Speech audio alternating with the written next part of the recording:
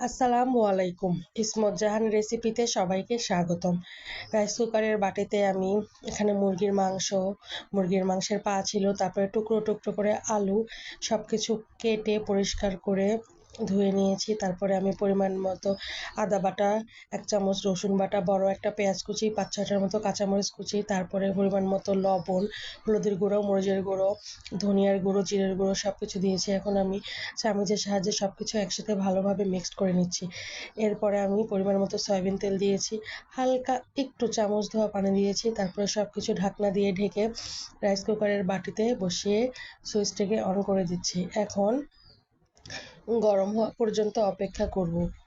এই যে একটু বলক আসছে, এখন আমি নাড়াচাড়া করে দিব, মানে ভালো করে কষিয়ে নেব। রাইস কুকারে অনেকেই বলে যে রান্না মজা লাগে না, আসলে এগুলো না, রান্না ধৈর্যের সাথে করতে হয়। আসলে ভাজা পোড়াগুলো করা যায় না, কিন্তু মাখানো রান্না, কষানো রান্নাগুলো রাইস কুকারে করা যায় অধিকাংশ সময় কারেন্ট থাকলে বা আমার হাতে সময় থাকলে আমি চেষ্টা করি গ্যাস বাঁচানোর, সাশ্রয়ী করার। আর হচ্ছে যেহেতু কারেন্ট বিল দেই সেহেতু কুকারেই রান্না করার চেষ্টা করি। এই তো ভালো মতো কষিয়ে নিব। তবে হ্যাঁ, কারেন্টে বা রাইস কুকার যেটাই হোক বা ইলেকট্রিক চুলা হোক, রান্না কিন্তু ধীরে ধীরে হয়।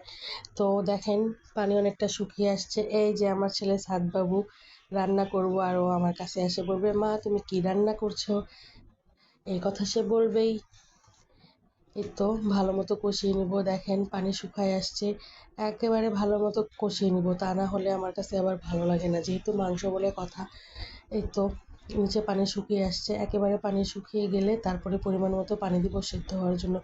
ভালো মতো নাড়াচাড়া করে নিচ্ছি, যেরকম চুলায় কষান আপনারা সেভাবেই কষাতে পারেন। যে কষে নিচ্ছি, দেখেন নিচে কিন্তু পানি অনেকটা শুকিয়েছে, আর অল্প একটু পানি আছে, সেটা শুকানো পর্যন্ত অপেক্ষা করব। অনেকটা শুকায় গেছে, এই দেখেন। ঢাকনা দিয়ে ঢাকে রান্না করলে পানি ধীরে ধীরে শুকায়, আমি অনেকবার লক্ষ্য করে দেখেছি। তো ঢাকনা খুলে এখন পানি শুকানো পর্যন্ত অপেক্ষা করছি। ঢাকনা দিয়ে রান্না করি তাড়াতাড়ি সেদ্ধ হওয়ার জন্য, যেহেতু এখানে পা আছে, হাড্ডি আছে, তাড়াতাড়ি সেদ্ধ হবে না। তো কষানো হয়ে গেছে, এখন আমি পরিমাণ মতো অল্প একটু পানি দিলাম। দেওয়ার পরে এখন এগুলো সব আবার ভালো মতো একসাথে নাড়াচাড়া করে নিচ্ছি। তারপরে ঢাকনাটি দিয়ে ঢেকে দেব এবং বলক আসা পর্যন্ত অপেক্ষা করব। এই দেখেন, আপনারা এখন অনেকেই বলতে পারেন যে মুরগির মাংস রান্না রাইস কুকারে ভালো হয় না। না, আসলে এটা ভুল ধারণা। আমার রান্না করি অনেক সময় মুরগির মাংস কুকারেই রান্না করি। এই দেখেন কি সুন্দর বলক আসছে, আবার নাড়াচাড়া করে দিব। পানি শুকানো পর্যন্ত এইভাবে একটু পর পর নাড়াচাড়া করে নিব। আর মাঝখানে লবণ টেস্ট করে নিয়েছি। এই তো আমার কাছে মনে হয়েছে আর দরকার নেই, সেই জন্য আর দিব না। এখন আবার ঢাকনা দিয়ে ঢেকে দিব। আর আমার ছেলে একটু পরপর জিজ্ঞেস করছে, মা কি করছো, মা কি করছো। এই তো তোমার জন্য মুরগির মাংস রান্না করছি, আমি ওকে এটাই বলছি। ভালো করে নাড়াচাড়া করে দিচ্ছি, আবার একটু ঢেকে দিব, আবার একটু পরপর নাড়াচাড়া করে নিব।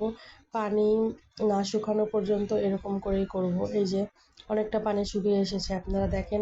আমি আর ঢাকনা দিয়ে ঢেকে দেব না, তাহলে অনেক বেশি পানি শুকিয়ে যাবে। কারণ অনেকটা শুকিয়ে এসেছে, আমি আর কিছুক্ষণের মধ্যেই চুলা অফ করে দিব, কারণ এটা একেবারে ভাজা ভাজা করব না, হালকা একটু রসালো রাখবো, হালকা একটু ঝোল ঝোল রাখবো, যেহেতু আলু দিয়েছি, একবারে ভাজা ভাজা ভালো লাগে না। এই যে সুইচটা অফ করে দিচ্ছি।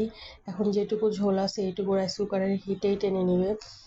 এই যে হয়ে গেছে ঠান্ডা, দেখেন। এখন আমি এগুলো একটি পরিষ্কার শুকনো পাতিলে, ডিস্কো পাতিলে খালি করে নিলাম। এই দেখেন কি সুন্দর রান্না হয়েছে, একদম চুলার মতো, শুধু দেখতে না, খেতে অনেক টেস্ট হয়েছে। আল্লাহ হাফেজ।